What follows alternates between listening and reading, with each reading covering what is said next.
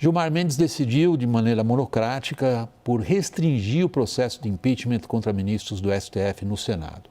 O decano justificou a liminar, que ele decretou hoje, ele a justificou com base na, aspas, proliferação de denúncias que visariam pressionar os ministros por suas decisões, fecha aspas. Nossa repórter Luciana Amaral traz detalhes das repercussões em Brasília.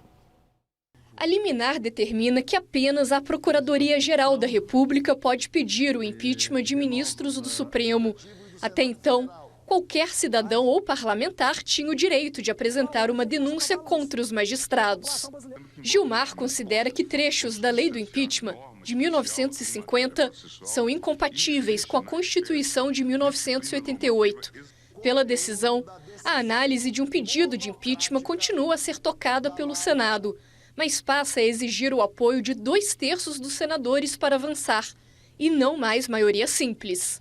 Desde 2023, ao menos 46 pedidos de impeachment contra ministros do STF foram apresentados ao Senado, mas nenhum avançou. Mais da metade desses pedidos miram Alexandre de Moraes, relator do processo que levou o ex-presidente Jair Bolsonaro à prisão e de outras ações sobre a tentativa de golpe de Estado de 2022. A liminar do Gilmar Mendes atende parcialmente a ações da Associação de Magistrados Brasileiros e do Partido Solidariedade, comandado pelo deputado federal Paulinho da Força, relator do projeto da anistia e próximo a ministros do Supremo.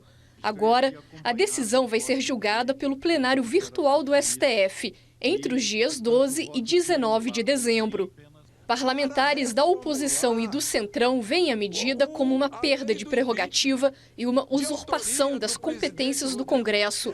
Eventuais abusos no uso desse direito não podem levar à anulação desse comando legal.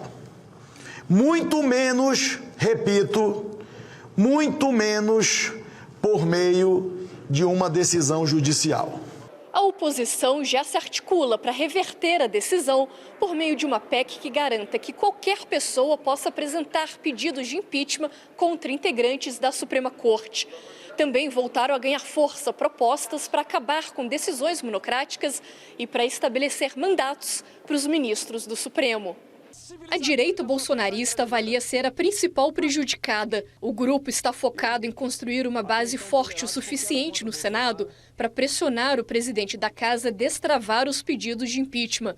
Para eles, a decisão de Gilmar ajuda a blindar membros do STF de maneira preventiva. Acontece no momento em que todos falam sobre a possibilidade de uma mudança, onde poderá se estabelecer uma maioria de senadores de um espectro ideológico que podem não aceitar a usurpação do poder. Flávia, deixa eu começar por você. Há dois grandes aspectos para a gente abordar, mas eles evidentemente estão interligados. A gente tem um aspecto, digamos assim, mais técnico, mais jurídico, mais específico do mérito dessa liminar e da argumentação que a justifica. E nós temos evidentemente todo esse amplo contexto da repercussão política e das suas implicações políticas. Nós vamos ter tempo para isso, porque o programa todo hoje é dedicado a esse assunto. Vamos começar pelo lado técnico, que já nos dá algumas indicações para a política. Em que se justifica? Em que Gilmar Mendes se apoia? Boa noite, William Vac. Boa noite a todos que estão aqui. Então, a decisão do Gilmar é interessante que ele faz uma longa explicação histórica, né, sobre democracia, sobre regimes autoritários, sobre a importância do judiciário, né? Então, ali ele começa a dar muitos sinais do que ele vai decidir já no começo ali, né? Ele fala em independência do judiciário e tem um tópico que me chama muita atenção, que ele fala que os instrumentos legais não podem ser capturados pela política, né? Então, ele fica dando ali umas indicações de que ele quer manter a prerrogativa do judiciário e os poderes do judiciário, né? E no momento em que você tem aí essa briga do executivo com o legislativo, da indicação do Supremo, essa briga por prerrogativa, ele ancora muito a decisão dele justamente nessa questão das prerrogativas do judiciário, na independência e na democracia. Então, ele usa essa argumentação, né, da democracia para blindar de alguma forma o Supremo e os seus ministros.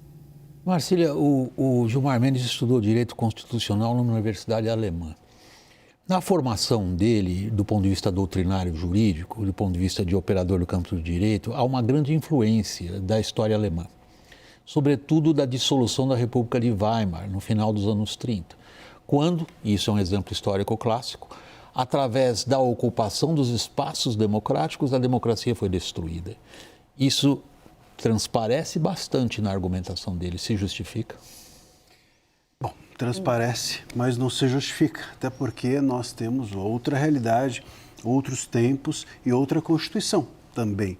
E outro momento histórico. Eu acho curioso, sobretudo, essa questão da blindagem ser interpretada como uma prerrogativa democrática pelo ministro, nas 70 páginas do seu voto, mas há pouco tempo atrás, quando o mesmo Congresso estava fazendo, promovendo a PEC da blindagem deles mesmos, né, com prerrogativas para o Congresso, isso foi lido, inclusive pelo STF, como algo inconstitucional ou que não poderia ser feito. Então, quer dizer, não dá para a gente pensar que é democrática a blindagem minha, mas que é antidemocrática a blindagem do outro, ou inconstitucional, né? Eu acho que a blindagem precisa ser ou vista de uma forma errada para todo mundo, ou todo mundo tem direito.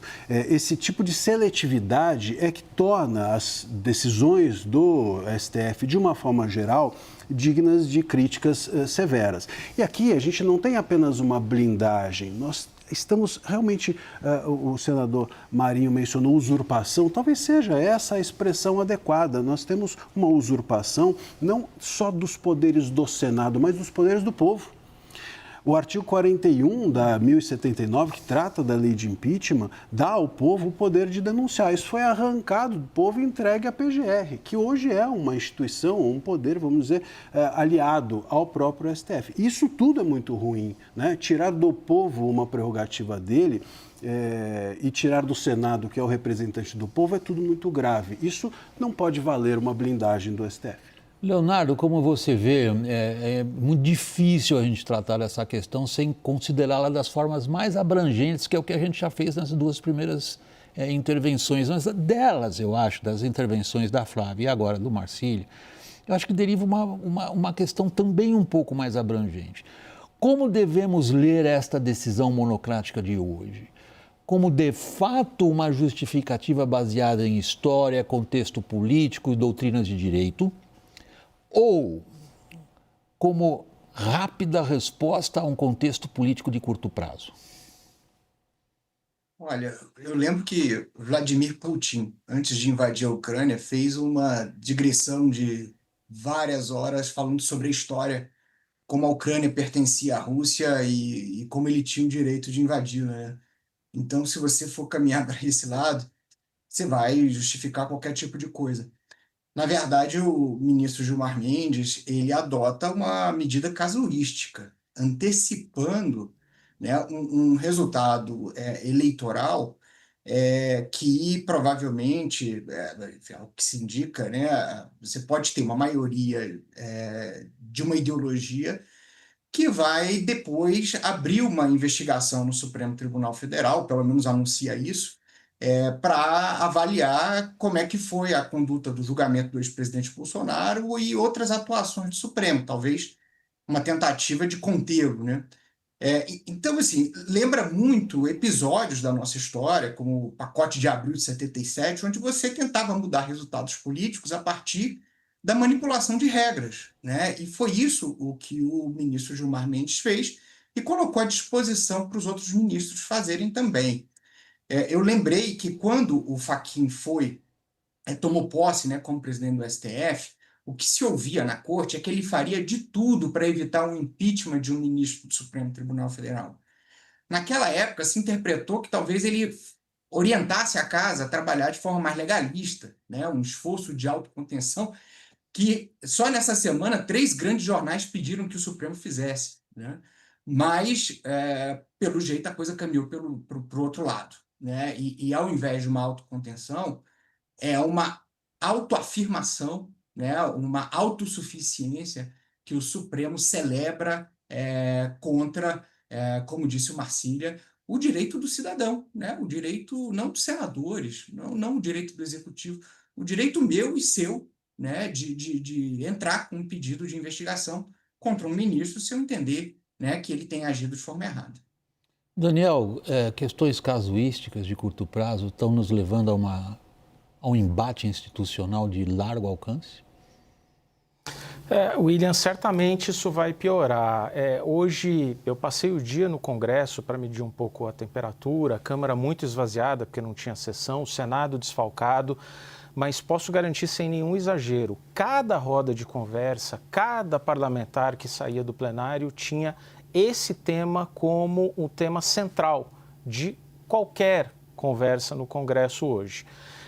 O que surpreende um pouco é que a decisão de Gilmar Mendes, mesmo uma decisão monocrática, mas a gente tinha já esse processo pautado para o plenário, um indicativo de que ele estaria em julgamento até o final do ano, não estava no radar da oposição. Hoje, 3 senadores, pela manhã, desconheciam completamente do que se tratava a DPF apresentada pelo Solidariedade, partido do Paulinho da Força, que relata o PL da anistia, e pela Associação dos Magistrados do Brasil.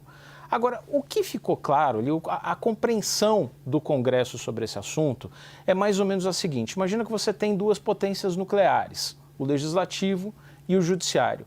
Cada um tem suas armas e ficava mandando mísseis interbalísticos para o outro, né? Que era aprovar parcialmente um projeto sobre decisões monocráticas, fazer todo um combo ali de pacote STF, e o Supremo também fustigando de vez em quando decisões do Congresso sobre desoneração da folha, sobre IOF, etc. Mas cada lado tinha uma arma nuclear.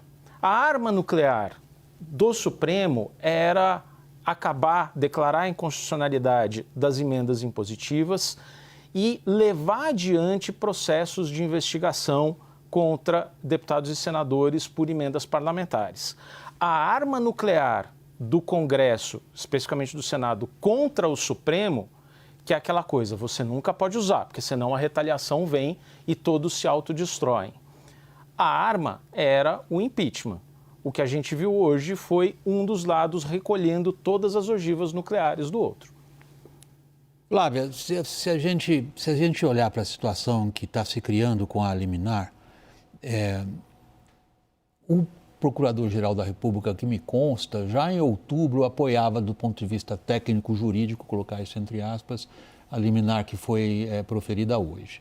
Do ponto de vista do PGR, ele achava que sim, ou acha que sim, que cabe ao PGR por causa da banalização, não sei se bem foi essa palavra que eles usaram, mas esse é o sentido, da banalização dos pedidos de impeachment, que cria uma grande confusão, uma grande salada política, então alguém tinha que assumir esse papel, o papel de chegar e denunciar. Agora, na prática, o Gilmar trocou 41 por 1. Ele precisava de 41 para abrir esse processo, né, de impeachment, agora é um só. E numa eleição que o presidente não seja o Lula, o PGR virou agora ao centro disso? Na verdade, a gente tem uma troca aí, né, do poder popular, de poder você pedir um impeachment de um ministro do Supremo e concentra isso no PGR. E é isso, nesse momento, o PGR está ali alinhado com o governo, é uma indicação do governo, passou até com certa dificuldade no Congresso, né? Ali passou raspando, vamos dizer assim, e mais para frente pode ser que realmente não seja uma pessoa ligada ao Lula ou ligada aos ministros e que pode sim virar esse jogo. E o interessante é que na decisão, porque é o mesmo dispositivo ali do PGR também, de impeachment do PGR, e pela decisão do ministro Gilmar, eu entendo que não entra o PGR nessa regra que vai entrar os ministros do Supremo, porque ele fala membros do Poder Judiciário e o Ministério Público não é membro do Judiciário, né? Nós estamos diante da célebre situação, as consequências não intencionais? Pois é. Acho que a gente trocou 6 por nenhuma dúzia, né? Já que de 41 por 1. Você sabe que eu acho que essa questão da PGR vai criar um problema, não apenas para esse PGR, né? Não apenas para o Gonê, que claramente é alguém que, inclusive, talvez sinta uma gratidão pelo STF, porque vamos lembrar que houve uma influência inegável do STF numa pressão no Senado para que ele fosse reconduzido, sobretudo agora, diante do desgaste até do nome dele. Agora, me chama a atenção a possibilidade de que isso, ao invés de nós melhorarmos a relação, a autonomia do PGR em relação ao STF, nós vamos piorar, porque o PGR daqui para frente vai ter de ser um companheiro total do STF, os próximos PGRs, porque ele terá o poder de 41, como você bem disse, Vac, e esses 41 que tinham o poder do povo e que agora está nas mãos do PGR. Portanto, cada vez menos nós teremos a possibilidade de que o Ministério Público seja um poder autônomo. Estava-se falando aqui em autonomia do Ministério Público, cada vez menos isso ocorrerá para que um ministro não possa ser impeachmentado. Quer dizer, do ponto de vista da institucionalidade, que se é essa, ou se foi em algum momento essa a preocupação do ministro Gilmar Mendes, nós vamos piorar terrivelmente.